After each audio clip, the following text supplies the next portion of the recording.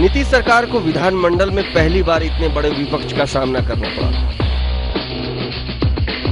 BJP और RJD सहित कांग्रेस ने भी सरकार का खूब विरोध किया। बीजेपी ने बगहा, जयनगर और मधुबनी गोलीकांड में मारे गए लोगों के परिजनों को 10 लाख मुआवजा देने की मांग की।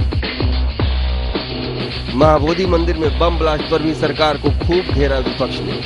सरकार की सबसे ज्यादा फजीहत हुई मिड डे मील पर।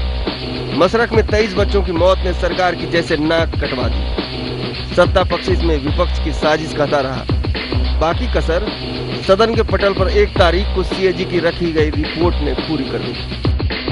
सरकार चाहती तो सत्र से पहले मंत्रिमंडल का विस्तार कर सकती थी, लेकिन नहीं किया और कुछ सप्ताह पहले तक मंत्री रहे विधायकों ने ही सरकार को खूब निशाने पर लिया।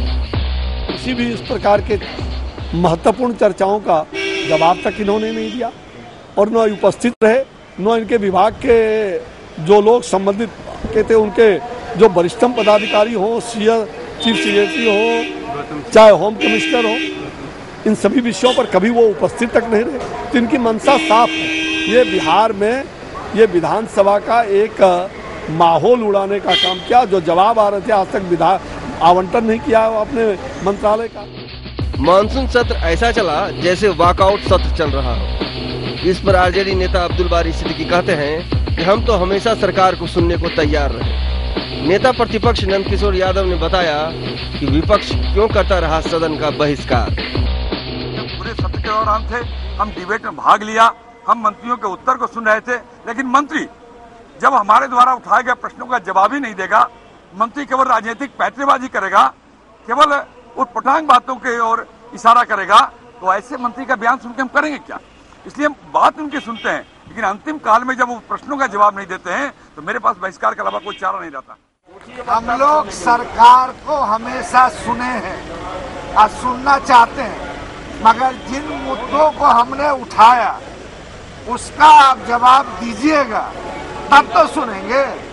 हमने बोध गया के मामले में कहा कि आईबी ने 26 को 28 जून को आपको अलर्ट किया, आपने कोई कार्रवाई नहीं की। अब मसरख कांड, बगहा कांड, महाबोधि कांड में घिरी सरकार पर जेडीयू का क्या तर्क है, ये भी सुन लीजिए। जेडीयू अनुशासन समिति के संयोजक बीजेपी यानी विपक्ष को निशाने पर ले रहे हैं। तो सबसे ज्यादा बर्बाद करने वाले बीजेपी के लोग हैं।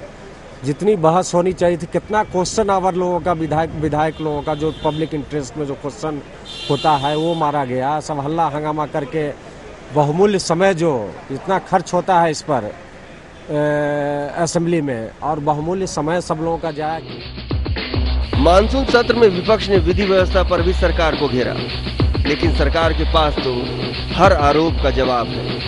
महाबोधि मंदिर और कुलपतियों की बहाली से जुड़े विधेयक पास करने के लिए भी ये सत्र जाना जाएगा। कई आरोपों में घिरी नीतीश सरकार के लिए अब मंत्रिमंडल विस्तार और 12 सीटों पर एमएलसी का मनोनयन बड़ी राजनीतिक चुनौती है।